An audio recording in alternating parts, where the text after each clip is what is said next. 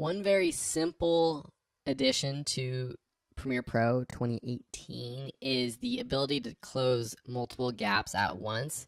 So up until now, if you have a sequence like this, for example, you can click in between a gap and press the delete button on your keyboard to delete that gap between those clips.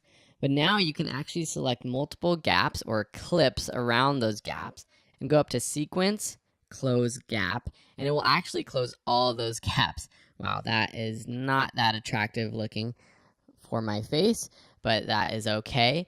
And so that's just a cool thing that I'm going to love when I'm editing interviews, for example, and I'm cutting out all of the bad answers or the pauses in between.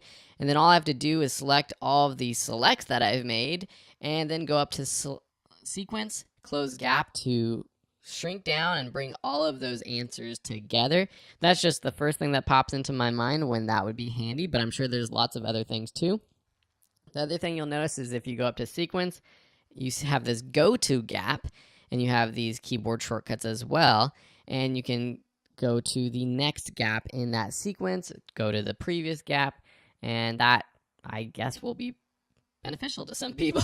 So I think that's going to be a cool thing for people, but mostly I think closing down all of the gaps is going to be a feature that I'm going to use a lot.